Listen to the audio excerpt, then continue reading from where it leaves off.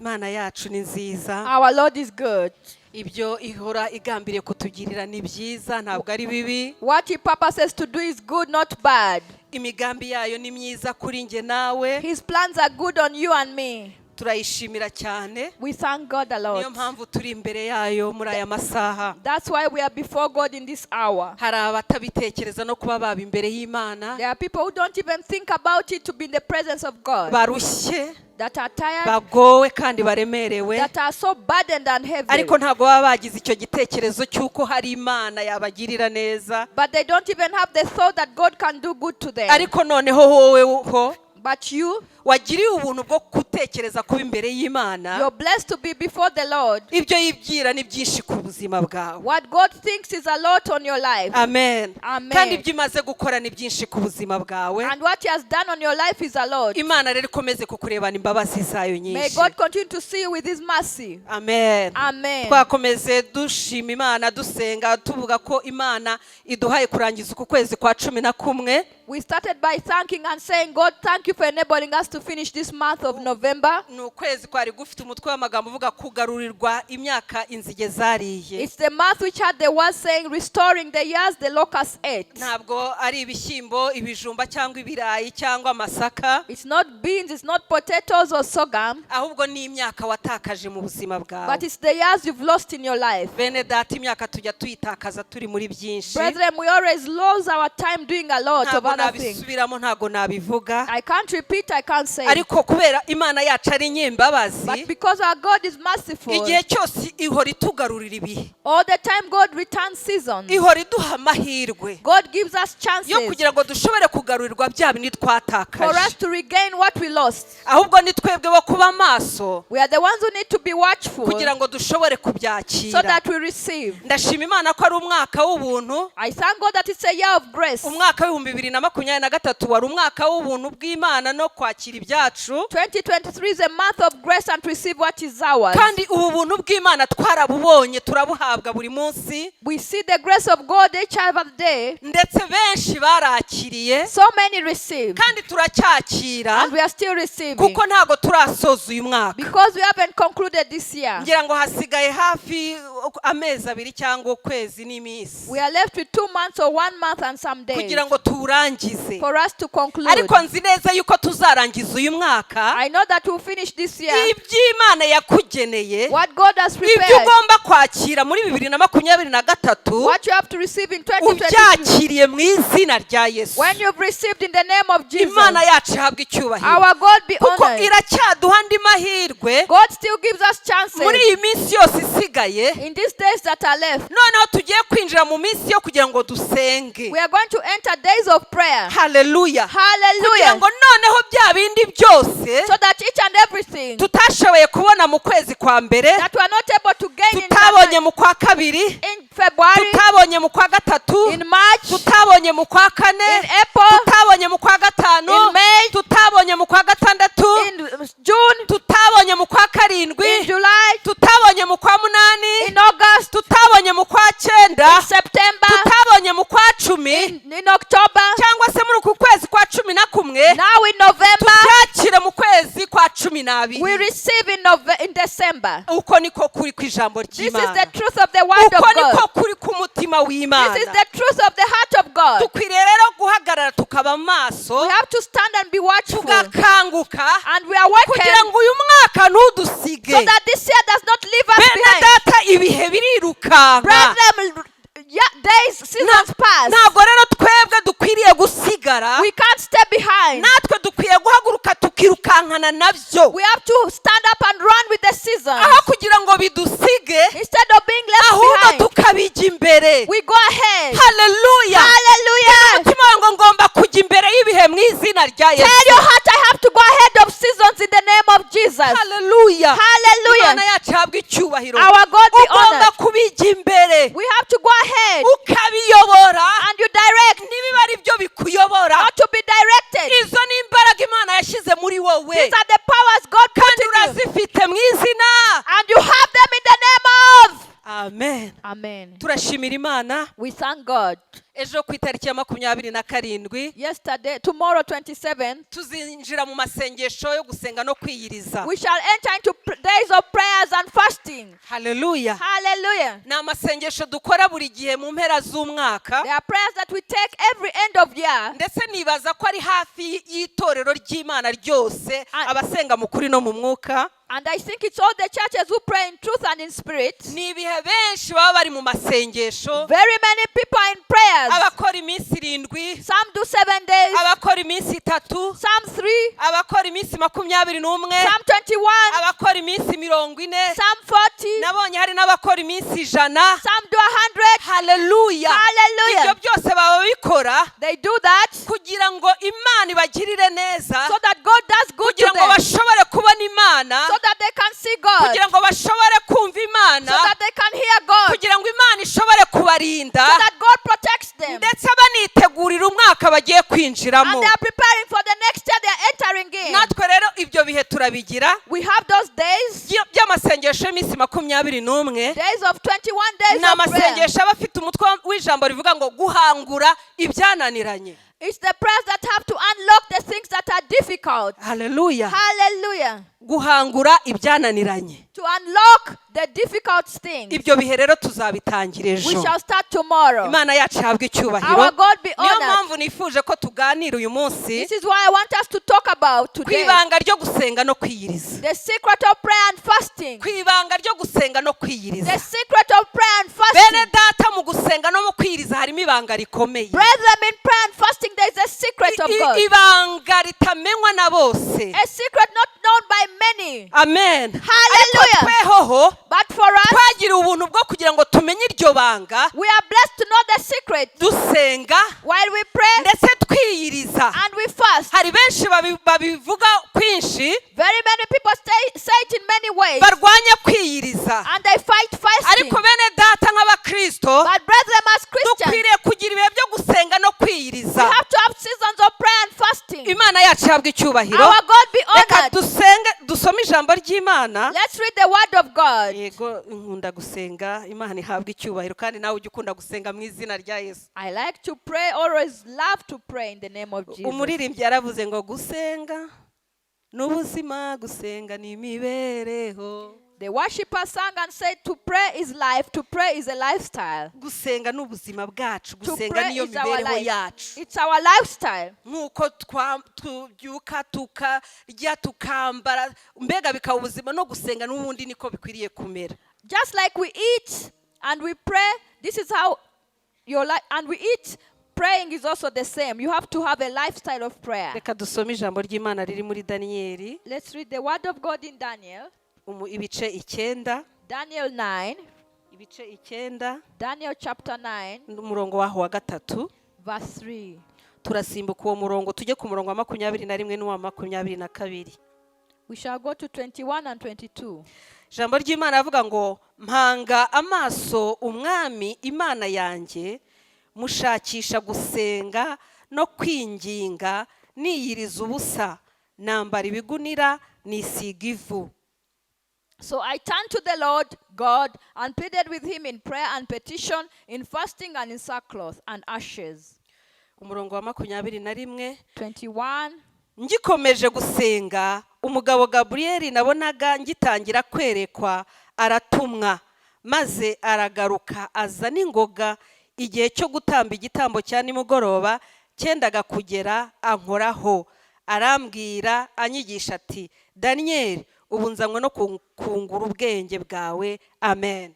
While I was still in prayer, Gabriel, the man I had seen in the earlier vision, came to me in swift flight about the time of the evening sacrifice. Amen. Amen. Imana yacu reka uyikomera amashyi. Clap for our Lord. Amen.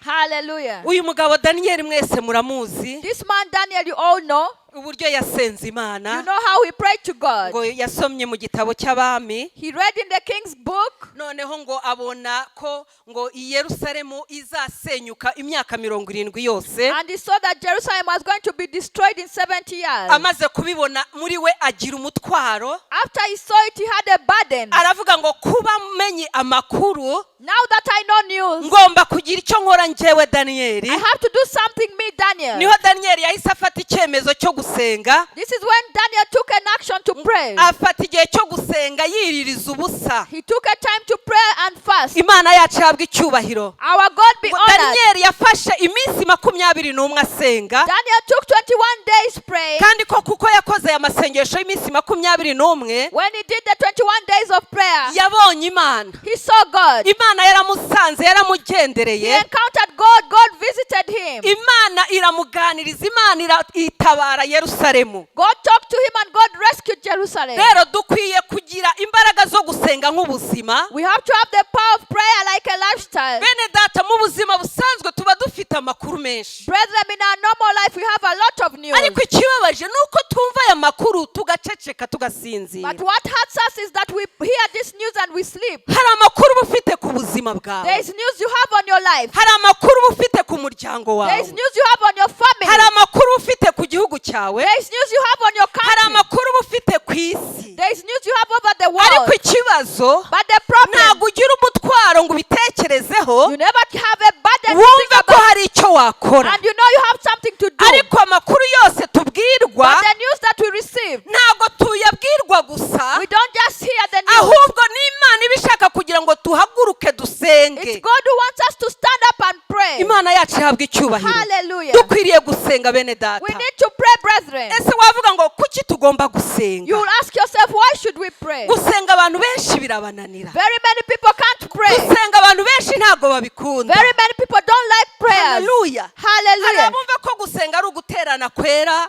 People think that praying is coming to fellowship. ariko ntabwo ari ibyo gusa bene That's not data. alone. Gusenga hari impamvu tugomba gusenga. There is a reason we have to pray. Ese kubera iki tugomba gusenga? Why do we have to pray? Ikintu cya mbere kubera ko tugomba gusenga, The first thing, because we have to pray. tugomba gusenga kuko ni itegeko, Imana yarabitegetse. We have to pray because it's a command. Tugomba gusenga kuko ni itegeko. It's a command of law. It's a law Imana of God. yacu ihabwa icyubahiro. Our God be Iyo honored. usomye mu Bafilipi ibice 4 umurongo waho wa 6 n'uwa 7. When you read in Philippians 4, 6 and 7, Hallelujah. Hallelujah. Abafilipi ibice 4 umurongo wa 6 n'uwa 7. Philippians 4, 6 and 7, Haravuga ngo it says, ntimukagire icyo mwiganyira, do not be anxious about anything, ahubwo ibyo mushaka byose bimenywe n'Imana mubisabiye, but in every situation by prayer and petition, mubyingingiye mushima. with thanksgiving.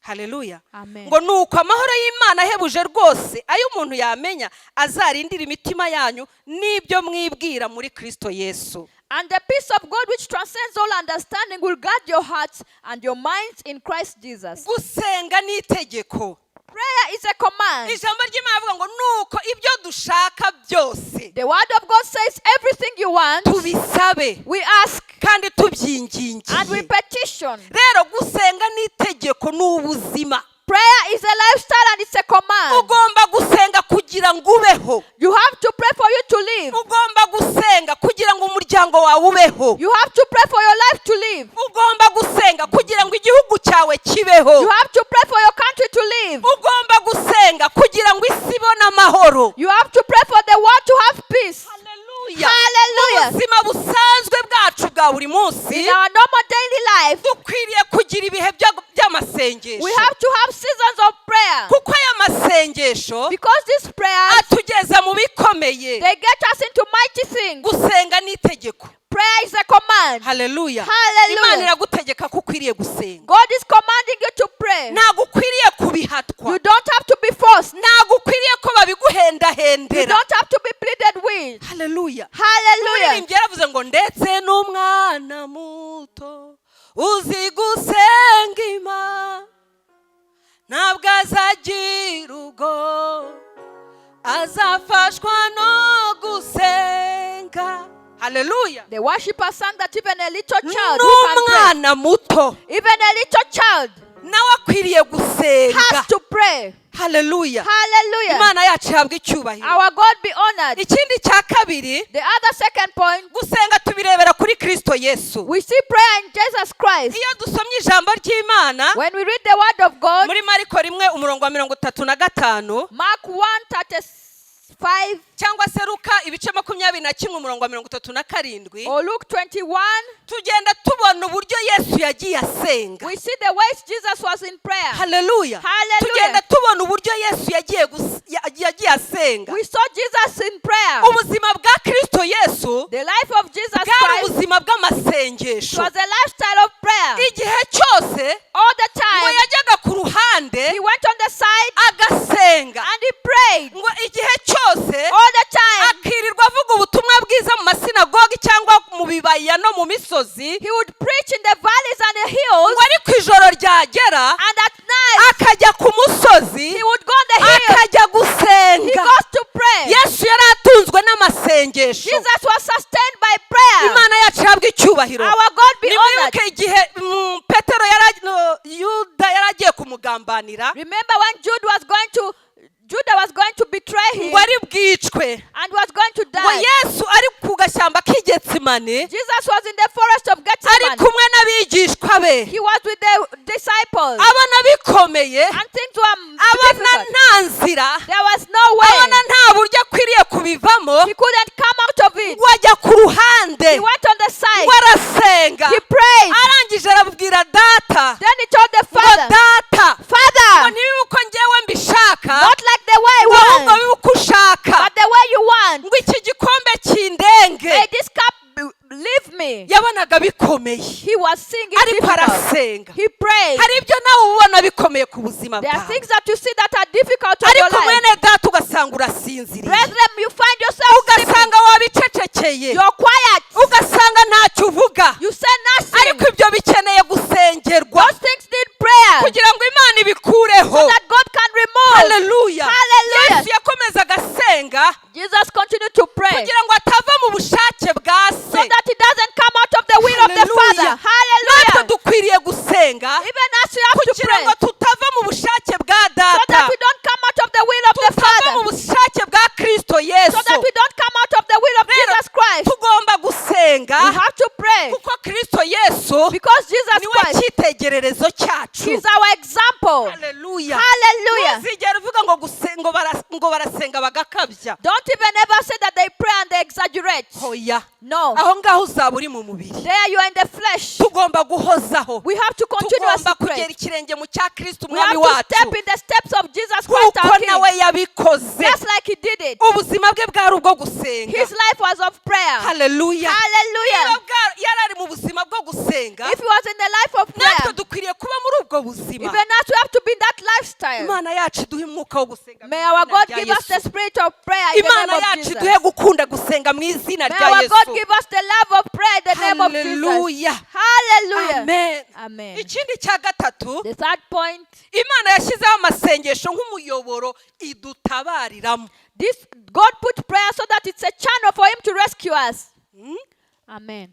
Ni umuyoboro It's a channel Imana idutabariramo. where God rescues us. Uzarebe iyo uri mu See masengesho, when you're in prayer, ni ukuri it's the truth. Imana iragutabara. God rescues Iyo you. itaguhaye amahoro, When he doesn't give you peace, iguha he umunezero, gives you joy. kuko akenshi Because most twebwe times hari n'igihe dusenga dushaka ibifatika gusa, we pray wanting tangible things only. ariko ntabwo ari ibyo Imana itanga gusa, That's not what God gives only. iduha n'imbaraga God gives us zo strength kugira ngo dushobore guhagarara to stand firm, duhangare ibiturwanya. to face the things fighting us. Haleluya. Hallelujah. Yesu yabwiye abigishwa be Jesus told his igihe disciples yaragiye gutanga, yaragiye gutotezwa, when he was going to be persecuted, yarababwiye ngo mube maso kandi musenge he told them, be watchful and pray kugira ngo mutagwa mu moshya. so that you don't fall in traps. Haleluya. Hallelujah. Iyi nzira y'agakiza, This journey of uru salvation, rugendo tuba turimo ku isi, this journey we are on the ni earth, urugendo rukomeye, it's a strong ni journey. urugendo rw'imbaraga, It's a journey of ni power. urugendo rusaba ubwenge, It's a journey that ni urugendo requires wisdom. rusaba It's a amasengesho. journey that requires prayer. Gusenga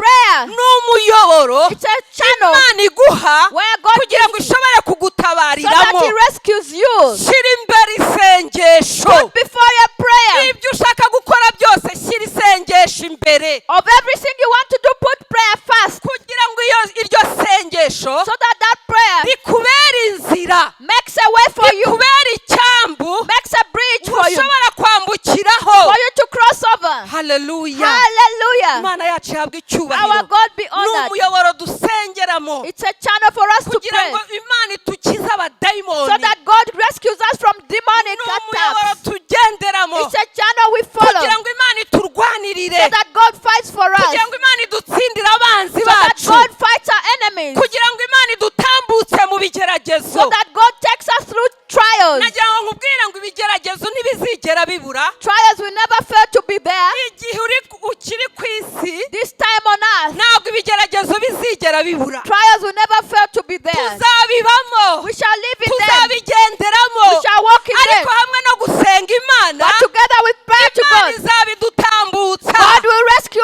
us. haleluya Hallelujah. ntinya ibigeragezo cyane I used to fear trials a lot. natinyaga ibigeragezo cyane I used to fear trials kugeza aho imana until God God will show me, ni gutinya kubyinjiramo and I would fear to enter. nkabona hari amazi ari imbere yanjye I would see water ahead of me, ari nko muri pisine like in a pool, noneho ngomba kuyambuka and I had to cross. ariko natinye But I kuyinjiramo was so scared of entering. ariko imana ntabwo ijya iturekura bene data God never lets go of us. iragusunika ukayambuka God pushes you and you cross. ngo ngiye kubona I went to see. mbona umuntu araje ampereje inkoni nini I saw y'ikibando a person giving me a long stick kugira ngo mbashe kuyishyira muri ya mazi for me to nambuke place in the water and cross. haleluya Hallelujah. natinyaga kubyinjiramo I was scared of ariko going through. byabaye ngombwa ko mbyinjiramo I had to go through hamwe na za mbaraga together with that bwa power butwara imana yampaye and the authority God gave me. mbasha kubisohokamo mu And I izina went rya out yesu of there in the name of Jesus. haleluya Hallelujah. ntugatinye ibigeragezo Never fear trials. amen Amen. uko byagenda kose biraza However, where they will come. kuko mu bigeragezo niho imana idutoreza In trials, that's where we are trained. niho imana idutyaza God sharpens us. haleluya Hallelujah. nkunyujije mu muriro ngo nk'izahabu ngo ngutyaze nk'izahabu I'll take you through fire and sharpen you like gold. imana rero ijya idutyaza biciye muri ibyo bigeragezo kugira ngo dusohokemo turi nk'izahabu God refines us in fire so that we come out like gold. izahabu ibengerana Gold that shines. izahabu idapfubye Gold that is not fake. haleluya Hallelujah. hari za zahabu ziba zipfubye They are fake gold. amen Amen. n'iziba ziri original And original ones. za zindi ziba zibengerana And the ones that shine. uko nguko niko imana ibidushaka This is how God wants us. haleluya Hallelujah. ariko ntubitinye mwene data Don't fear, brethren. hagarara ushikame Stand and be wowe firm. usenga imana yawe Pray to God mu buryo bwose in all ways. nta kabuza uzabitambuka No doubt you go through.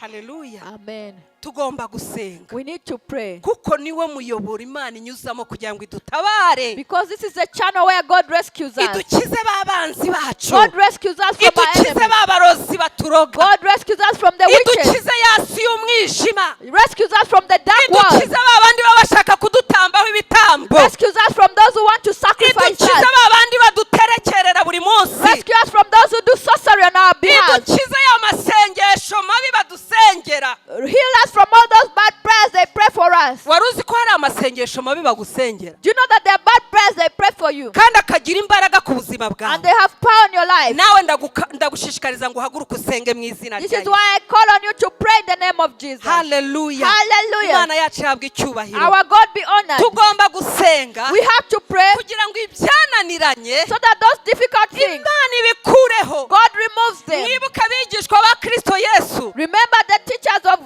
Jesus. bagiye kwirukana abadayimoni mu mwana wari urwaye igicuri They went to cast out demons in the child who had, wari urwaye igicuri the one who had fits. Leprosy. Fits. Epilepsy. amen amen ngo Hallelujah. ariko barangije bagarutse kuri yesu baravuga ngo ko twasenze twabirukanye ariko bakaba banze kugenda They returned to Jesus and said, but why have we prayed and the demons have refused to go out? yesu arababwira ngo Jesus told them, uwo ntavanwamo n'ikindi that is not removed by nothing ngo else, avanwamo no kwiriza ubusa no gusenga but prayer and fasting. hari ibigomba gukurwamo no kwiriza no There gusenga are things that have to come out by prayer and hari fasting. ibigomba guhanguka There are things that have to be unlocked. ibyo byananiranye Those difficult things. haleluya Hallelujah. bigomba guhanguka They have to be unlocked. mwene data Brethren, yakara mu mutima be annoyed in your heart. gira ishyaka Be zealous. uhaguruke Stand up. usenge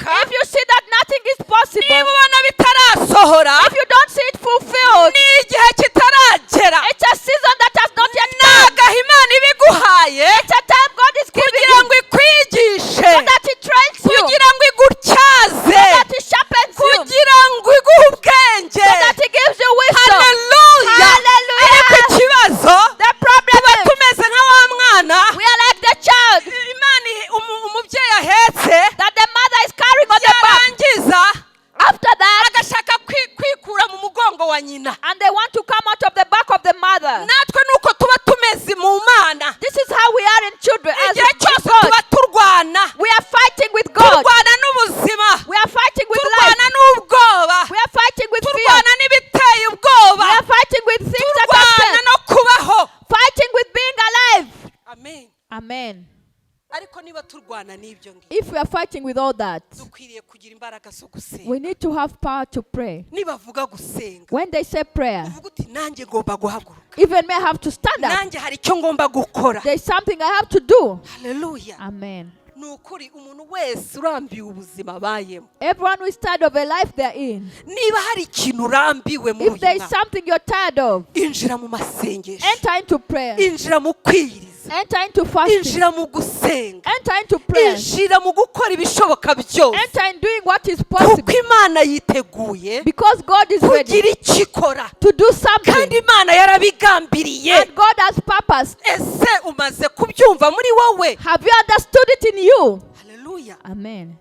Bene da, iriya teme y'umwaka The theme of this year, ni ubuzima tuba turimo, it's a life we're in. kandi ntabwo Imana iyishyira hariya gusa God does not put it there only kugira ngo tuyirebe cyangwa tuyumve. so that we see it and hear it. Hari icyo tuba tugomba gukora There is something we have to do kugira ngo twinjire muri hariya so marembo. that we can enter those gates. Ntabwo dupfa kuyinjiramo gusa, We don't just enter. tugomba gusenga mu izina rya We have Yesu. to pray in the name of Imana Jesus. yacu ihabwe icyubahiro. Our God be Reka honored. turebe twihuse Let's see quickly amwe mu mabanga yagufasha kugira amasengesho meza. some secrets that can help you have good prayers. Amwe mu mabanga yagufasha kugira amasengesho meza. Some secrets that can help you have good prayers. Ibanga rya mbere The first secret, ni uko ukwiriye kugira intego y'amasengesho yawe. you have to have an objective of your prayer. Gira intego y'amasengesho Have yawe. an objective of your prayer. Umugabo Daniel yagize intego mu masengesho Daniel ye had an objective in his prayer yo kuririra ubwoko bwe bwari mu bunyage, to cry for his rest that was in bondage, yo kuririra ibyo yari yumvishe kuri Yerusalemu. to cry for what he had heard about Jerusalem. Arabyumva, He had, arangije aravuga ngo ntago ngomba guceceka, he said, I shouldn't keep quiet. ntago ngomba kwicara, I don't just sit. ngomba kugira icyo nkora I have to do something kugira ngo igihugu cyanjye so gitabarwe, that my country is rescued, kugira ngo ubwoko bwanjye so butabarwe. that my race is rescued. Daniel ajya mu masengesho. Daniel went into prayer. Imana yacu ihabwe Our icyubahiro. God be honored. Tubona n'undi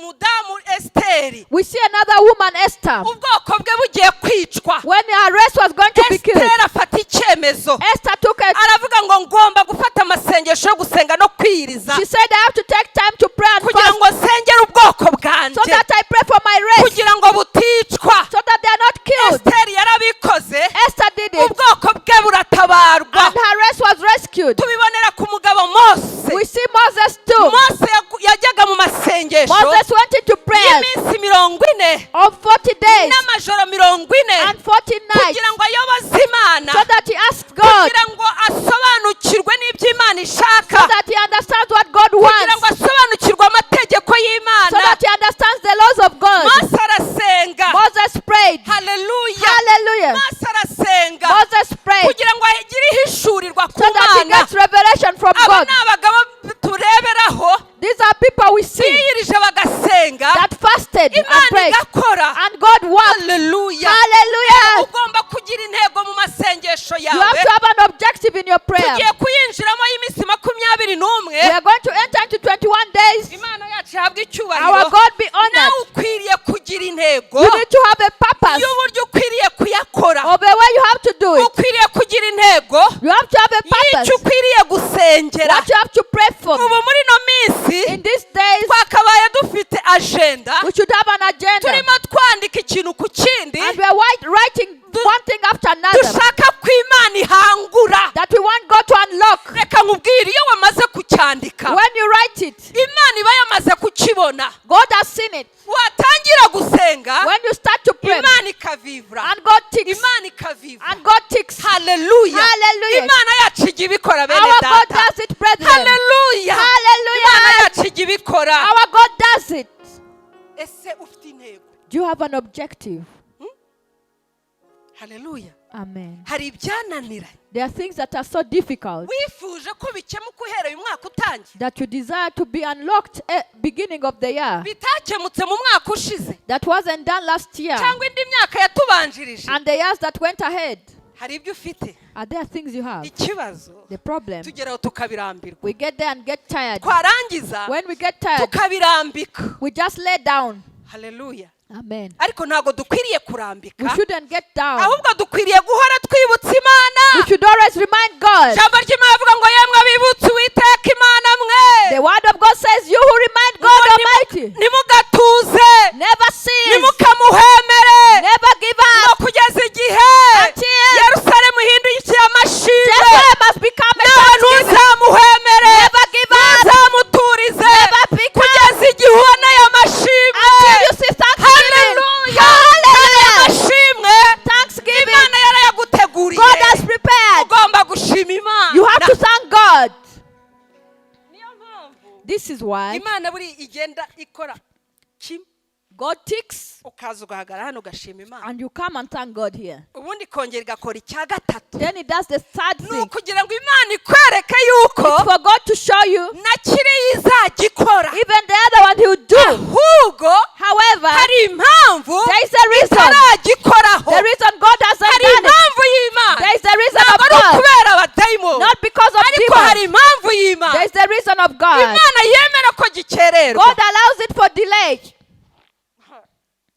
amen Amen. hari igihe nigeze kwinjira mu bigeragezo imana irabirangiza There is a time I had trial after trial and God finished it. irangije isigariza Then He left one. noneho nkajya negera dadi na mami nkarira akambwira ati reka nkubwire And kariya I'll nagahwa go closer to daddy and mommy and they would tell me, kariya nagahwa that's a thorn imana yagusigarije that God left behind. kugira ngo nikakujomba So that when it pinches you, wibuke usenge you remember and pray. haleluya Amen. vuga ngo hari ako imana ijya insigariza There is something God left for me. amen Amen. haleluya Hallelujah.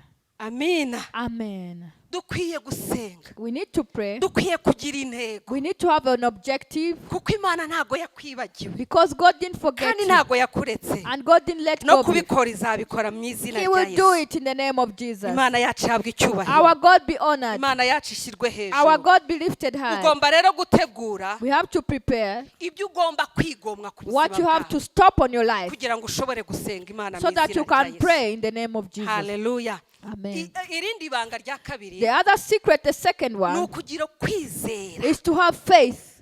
ni ukugira Is to ukwizera have faith. iyo usomye ijambo ry'imana riri muri matayo 15:28 When you read Matthew 15:28, matayo 15:28 Matthew 15:28, haravuga ngo maze yesu aramusubiza ati mugore kwizera kwawe ni kwinshi bikubera uko ushaka umukobwa we ahera ko arakira amen. Then Jesus said to her, woman, you have great faith. Your request is granted. And her daughter was healed at that moment. Amen. Hallelujah. Hallelujah. Uyu mugore ni wa mugore ngo wari umunyakananikazi This was the Canaanite woman wasanze Yesu who came to Jesus kugira ngo amukirize umwana so that he heals her child. ngo ariko Yesu amubonye When Jesus saw her, aramubwira ngo ntabwo ibyo kurya by'abana ashobora kubiha imbwa I cannot give the children's food to a dog. ariko uyu mugore ntiyaceceka But this woman didn't keep uyu quiet. mugore ntiyatuza. This woman wasn't calm. Hallelujah. Hallelujah. Aravuga ngo nimbwa ngo zirya ubuvungukira bwa ba sebuja. Even dogs eat the crumbs of their servants, bosses. Yesu abona kumaramaza ko mu mutima w'uyu mugore. Jesus saw the boldness of this woman's heart. Amukiriza umwana. And then he healed that Cyane child. data mu masengesho yawe. Brethren, in your prayers, Ugomba kwizera Imana. you have to have faith in God Utitaye ukuri. without any doubt. Utitaye uko ikibazo kingana. Not worried about the problem. Utitaye ku myaka kimaze. Don't worry about the time it Ugomba has spent. gutitiriza umwami wawe. Pray hard to God. Ugomba gusenga. You have to pray. Ugomba kumubwiza ukuri. tell Jesus the truth. haleluya Hallelujah. imana yacu habwa icyubahiro Our God be honored. ugomba kugira kwizera kwinshi You have to have a lot of faith. ijambo ry'imana riri mu baheburayo 11:6 The word of God in Hebrews 11:6. haravuga ngo uwegera imana ayegere yizeye If you come close to God in faith. ngo kuko utizeye ntabwo ashobora kunezeza imana Because without faith you can't please God. rero tugomba kwizera iyi mana You dusenga have to have faith in the God you pray to. iyi mana irumva Our God hears. iyi mana irareba Our God iyi sees. mana irakora Our God works. ibi mvuga murabizi Do you know what I'm hari saying? ababibayemo There were people who lived in mu that. byo mwasengeye imana ikabikora In the things you prayed and God did. imana yacu habwa icyubahiro Our God be honored. ese icyo ngicyo cyayinaniza iki How can God fail that ese one? uwo muntu yayinaniza iki How can that person fail God? izera imana mu izina rya yesu mu Have faith masengesho in yawe God in your prayers. haleluya Hallelujah. reka mbabwire imana Let me tell you, God. ntabwo ireba uburyo wiyicishije God inzara doesn't see how you spend days without eating. ntabwo ireba uburyo wambaye ibigunira God doesn't see your sackcloth. ntabwo ireba uburyo wagize intege nkeya kubera ko wiyirije God doesn't see the weakness because you're ahubwo ireba fasting. mu mutima God sees into your heart. ireba ukwizera God sees kwawe your faith. ireba ukwizera wakoranye God amasengesho sees the faith you're doing with prayer. birababaje ko umuntu yajya mu masengesho y'iminsi 40 It's hard to go in a 40 days prayer cyangwa se mu masengesho y'iminsi 21 or 21 akayavamo gutyo gusa and you come the same way. birababaje That's so ariko sad. itorero ry'imana But the church of God, itorero ry'ikarabiro the church of mugiye Kigali-Rwanda, kwinjira muri aya masengesho y'iminsi that are going 21 to go in 21 days of prayer. ndabifuriza kuzayavamo mwemye I desire that you come out confident. ndabifuriza kuzayavamo mushikamye I desire that you come out firm. ndabifuriza kuyavamo mwahanguye I ibyananiranye desire that you come out having unlocked everything that is difficult. haleluya Hallelujah. imana ireba kwizera wayakora Our God sees the faith you use your prayers. ese aho ntukivuga ngo Aren't you still saying, umwaka ushize narayakoze last year I did the prayers, ntabwo byahangutse it didn't work. narayakoze mu gusenya ibicaniro I did it in destroying altars, ntabwo it byahangutse didn't come down. haleluya Hallelujah. amen Amen. ariko reka nkubwire But let me tell you, wowe komeza wizere imana you continue and have faith in God. aharaho Maybe ni muri iki gihe it's in this season. aharaho ni Maybe muri uku kwezi it's in this month. aharaho ni Maybe mu kwezi kwa it's in 12 12 in December. aharaho Maybe ni kuri 31 z'ukwa 12 31st of December. ukinjira muri 2024 uri mushya And you enter 2024 new. gira kwizera mu izina rya Have faith yesu in the name of Jesus. irindi banga rya gatatu The other third secret, gushyira umutima wawe wose mu masengesho putting your entire heart in prayer. mariko 11:24 Mark 11:24. mariko 11:24 Mark 11:24. haravuga ngo nicyo gitumye mbabwira nti ibyo musaba byose mubishyizeho umutima mwizere yuko mubihawe kandi muzabibona amen. Therefore I tell you, whatever you ask for in prayer, believe that you have received it and it will be yours. Amen. mu gihe urimo gusenga In the time you're praying, zana umutima wawe bring your entire heart, wose your entire heart imbere y'imana before God. zana umutima umenetse Bring your broken heart. zana umutima ushaka Bring a willing heart. zana umutima Bring wizeye a heart of faith. wiza gusa mu buryo bw'umubiri Don't just come in the flesh, kuko imana irashaka umutima wawe because God wants your heart. kuko ijambo ry'imana ribitubwiye Just like the word of God icyo tells us, dushaka cyose whatever we want, tugisabane umutima wacu we bring it to the wose entire heart. haleluya twe Hallelujah. kugisabana igice Don't ask half-heartedly. imana yacu habwa icyubahiro Our God be wiza honored. kubera yuko bakubwiye ngo tufite amasengesho iminsi 21 If they would say that we have 21 days of prayer, ahubwo zana uwo mutima wawe bring your entire heart. kuko mu mutima Because in the niwo heart, imana ireba that's where God mu sees. mutima In the heart, niwo imana isubiza that's where God answers.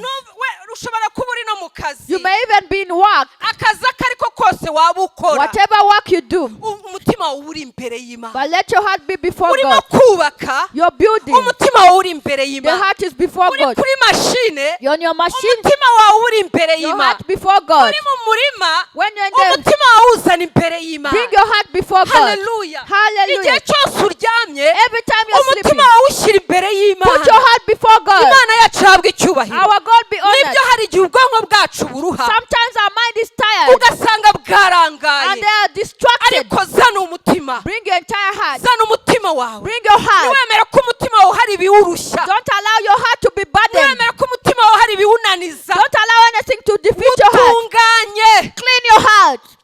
Hallelujah. Amen. Hari ijambo ry'Imana riri mu Yoweri 2:13 rinezeza. There is a word of God in Joel 2:13 that makes me happy. Riravuga ngo mutanyure imitima yanyu. It says, break apart your hearts. Muyitanyure rwose. Break it apart. Niba hari ibyo mushaka gusengera, If there is something you want to pray for, muyitanyure. break it apart. Wirekure. Let go. Ntukomeze umutima wawe. Don't harden your heart. Woroshye umutima. Soften your heart. Hallelujah. Hallelujah. Umutima wawe ntiwitotombe. Don't complain. Zana umutima wawe wose Bring your imbere entire y'Imana. heart. Aho uri hose umutima wawe urimo gusenga. Wherever you are, let your heart pray. Amen. Amen. Ikindi ukwiriye gukora, The other thing you need to uvane do, ku bitagira umumaro. remove anything that is useless in your heart. Uvane ku bitagira umumaro. Remove it from anything that is useless. Bya bindi byose Everything else. uvane y'umutima wawe Remove your heart. uwushyire mu Mana mu Put izina it rya in God Yesu. in the name of Jesus. Ikindi cya kane The fourth point, ni ukwirinda ibyo twakundaga. protect yourself from everything you like. Uyu mugabo Daniyeli This man Daniel, hari ibyo yirinze there are muri things he protected himself from. ngo yirinze ibyo kurya by'ibwami. He protected him not to eat from the king's food. Wenyine ajya imbere y'Imana. He went before God. Hallelujah. Hallelujah. Natwe hari ibyo dukwiriye kwirinda. There are things we need to protect ourselves from. Umuyobozi wa gahunda yigeze kubivugaho. The leader of the moderator told us, Niba udashoboye kwiyiriza, if you cannot fast, ni ukuri gira ibyo wigomwa. have something you stop. Za filime warebaga buri joro The movies you watch every night, zigomwe. stop them. Izo warebaga mu gitondo The ones you're seeing in the morning, zireke. stop them. Ese Imana God, izabona umutima wawe gute? how will God find your heart? Uzaba uri mu rugo rwawe ucanye televiziyo, If you're in your home switching on the TV, washyizeho za filime, you put movies, filime iravaho hajyaho iyindi, movie after movie, urareba izitandukanye. you're seeing different movies. Ngambwira igihe uzabera imbere Tell y'Imana. me, when will you be before God? Ariko muri aya masengesho But in this prayer, byibuze at least wari ukwiye kugira iminsi 21 you should have 21 days. ukavuga ngo aya mafilime mbaye nyaretse, Let me stop these movies. mbaye nyashyize ku ruhande, Let me put them on the iyi side. minsi ngiye kujya imbere These y'Imana. days I'm going to go before God. Hallelujah. Hallelujah. Telefone zo kuri WhatsApp Come off WhatsApp, cyangwa ku masitati on status. ngiye kuba mbihagaritse I'm going to no stop kureba ku masitati to y'abantu. look on people's status. Hallelujah. Hallelujah. Ibyo ureba The things you look ni at ibigucumuza, make you sin. ni ibikuvana mu bwiza bw'Imana, They bring you out of the ni glory of God. ibikwigizayo. They put you away. Hallelujah. Hallelujah. Bene data, Brethren, Imana dusenga the God we pray to irakomeye. is powerful. Imana dusenga The God we pray to irareba. can see. Nimureke Let go. ibigirwamana Idols. dushyira ku ruhande Put on the muri side. iki gihe In this time cy'amasengesho. of prayer. Hallelujah. Amen. Hari igihe abantu binjira mu masengesho Some people go into prayers, ugasanga niwo mwanya wo gutongana, wo gutukana, wo kurakara, and that's the time of quarreling and getting angry. niwo mwanya babonye wo kuvuga abandi. And that's the time of slandering. Hallelujah. Amen. Ariko ni ukuri ntabwo ari uko bakora ayo masengesho yo gusenga no kwiyiriza. But that's not how they do the prayers of fasting. And Buri muntu wese mu ruhande rwe akwiriye kugira icyo yakora. everyone on their side have to do something. Imana yacu yabwa icyubahiro. Our God be honored. Wirinde Protect yourself. cya kindi wabonaga cyakugize imbata yacyo, That's something that has put you in bondage. gishyire ku ruhande. Put it on the side. Ahari aho Maybe ushobora no kurangiza aya masengesho Imana yabirangije. you may finish these prayers when God is done with it. Hallelujah. Imana yacu yabwa icyubahiro. May our God be honored. Hallelujah. Amen. Dukwiriye gusenga. We have to pray.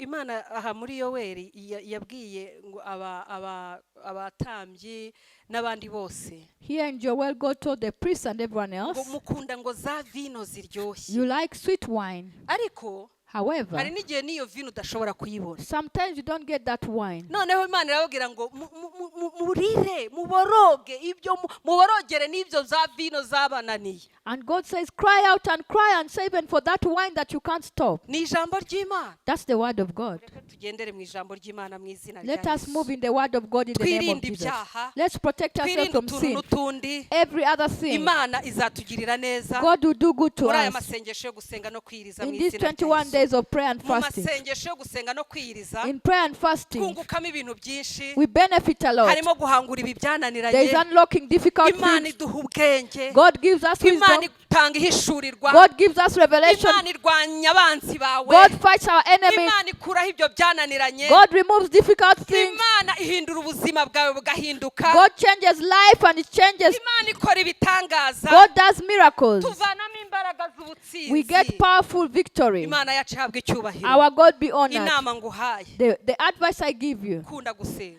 love prayer. Amen. Amen. Vuge gusenga we ndagukunda. I love prayer. Say that. Usenga we ndaguhobereye. Prayer, I hug you. Ngwino mu mutima wawe. Come in my heart Nshobore gusenga. so that I can pray. Hallelujah. Hallelujah. Imana yacu ishimwe. Our God be Nturambirwe praised. gusenga. Don't be tired of prayer, Kuko gusenga n'ubuzima nk'uko twatangiye tubivuga. because prayer is a lifestyle as we Burya started. iyo umutima uhagaze When your heart is firm, ntabwo aba akiriho. you're not there. Arapfa. A person Rero dies. iyo tudasenga When you don't pray, tuba turiho we are living, ariko tutariho. but we are Tuba dead. tumeze nk'abapfuye. We are like dead people. Reka rero tugire imbaraga zo gusenga mu izina. Let us have power to Yes, pray in the abaho name of umugisha. Jesus. May Jesus bless you. Reka duhaguruke dusenge. Let's stand up and Imana pray. yacu ishimwe. Amen. Ugiye gusenga. Now you're going to pray. Uzamura amaboko yawe Raise your hands nk'ikimenyetso cyo gutsindwa. as a sign of surrender, Nk'ikimenyetso cyo gutsindwa. as a sign of failure. Ntacyo twebwe dushoboye. There is nothing we Nta can n'icyo do. twakwishoboza There is ubwacu. nothing we can do Atari on our, Imana yonyine. without God Reka alone. rero uzamura amaboko yawe Raise your hands nk'ikimenyetso cyo gutsindwa. as a sign of Ubwire Imana failure. uti Imana Tell God, n'imbaraga zo gusenga. give me power to pray. N'imbaraga zo gukunda Give me power of amasengesho. loving to Ni pray. ukuri ushyire amagambo yo gusenga muri jyewe. Put the words of prayer in me.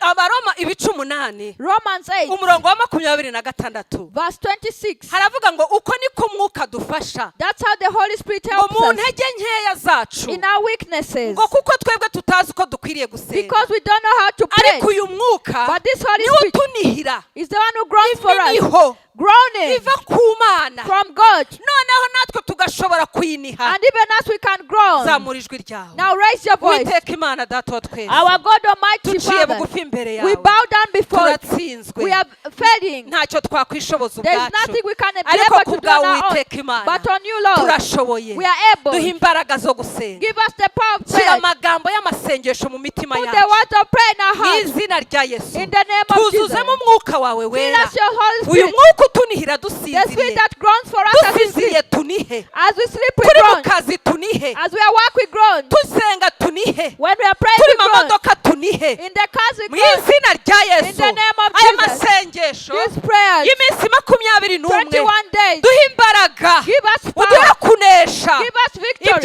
ibyaturwanije. What fought us Duhura abana bato. as children, as young Tukiri kids, insoro mu nda za ba when we mama. are still sitting in Duha our imbaraga mother's zo womb. gusenga. Give us fast to Mu pray. izina rya Yesu. In the name of Jambo Jesus. ryawe ravuga ngo The word of God says, gusenga k'umukiranutsi the prayer of a righteous kugira man umumaro has help iyo asenganye umwete. when they pray with Mu izina rya Yesu. in the name Aya of Jesus. masengesho This prayer, duhe kuyasengana umwete. let us pray with Duhe determination. kuyasengana ubushake. Pray with willing. Duhe kuyasengana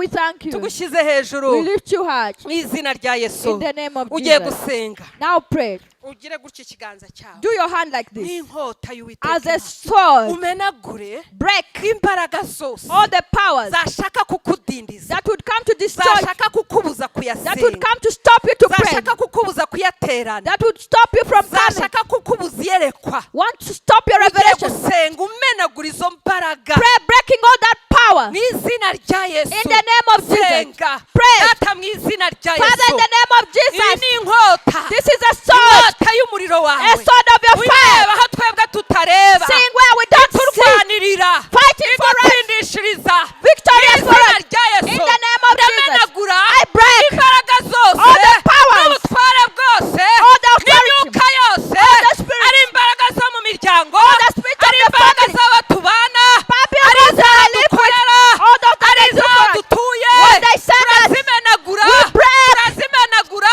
we break, n'izina rya yesu. in the name of ndazikura Jesus. imbere yacu, We're removing them ndazikura before imbere y'itorero, We're removing before the ndazikura church, mu miryango yacu, in our families, n'izina rya in the yesu. name of Jesus. ndazikura mu kazi We kacu, are removing it in mu our mirimo work, yacu, in our mu home, bitekerezo byacu, our mind, n'izina rya in yesu. the name of mu nda Jesus. zacu, In- mu mitima yacu, in our heart, mu mitekerezo in our yacu, mind. turakubita hasi We hit down. izo mbaraga, In the name of Jesus, turazikuraho, we remove, turazitsembaho, we destroy, turazirandura, we are uprooting, turazirimbura, we are routing, turazitwika, we are tearing apart the turazubika body, we are bowing down. n'izina, In the name of, n'izina.